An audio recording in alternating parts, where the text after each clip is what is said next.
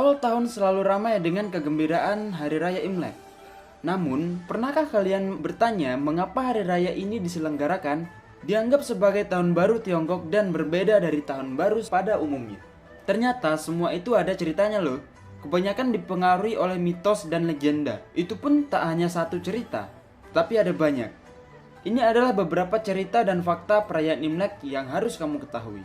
Yang pertama, perayaan Imlek sebenarnya ritual pengusiran monster. Hari Raya Imlek disebut sebagai Guonian dalam bahasa Tiongkok sana. Itu bisa diartikan sebagai merayakan tahun baru atau mengalahkan Nian. Bagi yang tidak tahu, Nian atau Nian Shou digambarkan sebagai monster yang memiliki kepala panjang dengan tanduk yang tajam. Ia tinggal di laut dalam dan hanya akan muncul ketika Hari Raya Imlek untuk memakan orang dan ternak sekitarnya. Dan dua, warna merah pada Hari Raya Imlek dipercaya bisa mengusir Nian. Cerita lebih lanjut mengatakan jika Nian takut kepada warna merah. Dengan mengetahui itu, warga pun menempelkan kertas warna merah pada pintu dan mengenakan baju merah pula. Ternyata tak hanya itu saja. Nian juga takut terhadap bunyi bambu yang terbakar serta cahaya api atau lilin. Benar saja, Nian tak lagi menghancurkan desa. Semenjak itu, Hari Raya Imlek dirayakan dengan tradisi-tradisi tersebut. Imlek telah dirayakan ribuan tahun yang lalu. Tidak ada yang tahu secara pasti mulai kapankah Hari Raya Imlek dirayakan.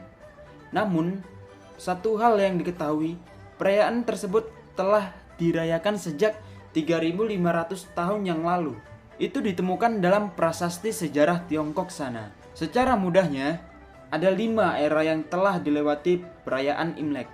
Dinasti Shang pada tahun 1600 sampai 10.046 sebelum Masehi. Dan dinasti Zhou mulai dari 10.046 sampai 256 sebelum Masehi. Dinasti Han 202 sebelum Masehi sampai 220. Dinasti Wei Ying 220 sampai 1911. 1980 sampai sekarang. Dalam setiap era terdapat perubahan ritual dan perayaan. 4. Memberikan angpau juga merupakan ritual pengusiran monster. Selain identik dengan warna merah, Imlek juga identik dengan budaya angpau atau memberikan uang dalam amplop merah. Ada cerita tersendiri dalam budaya ini. Selain Nian, monster lain juga muncul pada hari raya Imlek adalah Sui. Sui menakuti anak-anak ketika mereka tidur dan mereka yang tersentuh Sui akan menjerit semalaman, terkena demam dan memiliki mental yang tidak stabil.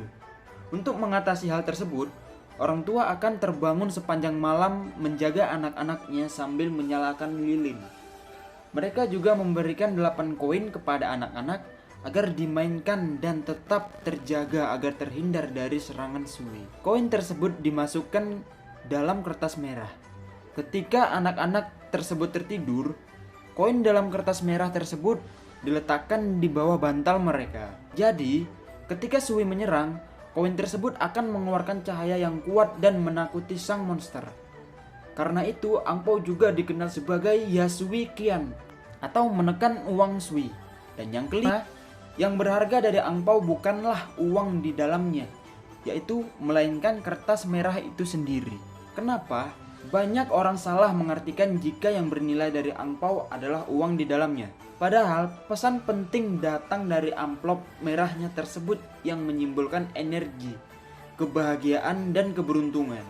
Sedangkan uang di dalamnya hanyalah simbolisasi harapan untuk mendapatkan kebahagiaan dan berkat berlebih kepada penerimanya. Dari simbolisasi ini, sangatlah tidak sopan untuk membuka amplop merah di depan yang memberikan. Dan 6. Takaran pemberian angpau kepada setiap orang. Menurut budaya tradisional, mereka yang merayakan Imlek dan bisa mencari penghasilan sendiri baiknya mulai memberikan angpau kepada kerabatnya. Jumlah uang dalam amplop merah tersebut akan berbeda-beda, tergantung pendapatan orang tersebut. Namun ada pengecualian. Mereka yang tidak menikah tidak perlu memberikan angpau. Selain itu, jumlah uangnya akan berbeda tergantung seberapa dekat dengan kerabatmu tersebut. 7. Bait-bait di depan rumah juga berhubungan dengan dunia mistis. Bagi keluarga yang masih menjunjung tinggi budaya Imlek, terkadang bisa ditemui terhadap tulisan-tulisan Cina di depan pintu rumahnya. Akan ada 2 bait. Dikatakan bait tersebut merupakan nama dari 2 penjaga dunia lain bernama Sentu dan Yulei. Penjaga ini ditakuti oleh monster dan siluman karena akan melemparkan mereka yang melukai manusia kepada harimau untuk dimakan. Namun, seiring berkembangnya zaman, tulisan tersebut tak lagi menyebut nama kedua penjaga tersebut, melainkan kalimat lain. Tentu saja budaya Imlek telah berkembang sedemikian rupa sehingga tidak semuanya dirayakan macam ini. Beberapa keluarga yang masih merayakan Imlek pun telah mengubah makna perayaannya menjadi lebih dari momen berkumpul. Kamu sendiri bagaimana? Apakah kamu merayakan Imlek? Apakah serupa dengan perayaan budaya di tulisan ini? Ceritakan di kolom komentar bagaimana kamu merayakan Imlek di tempatmu dan keluargamu. Sebelumnya saya akan mengucapkan selamat Hari Raya Imlek untuk yang merayakan.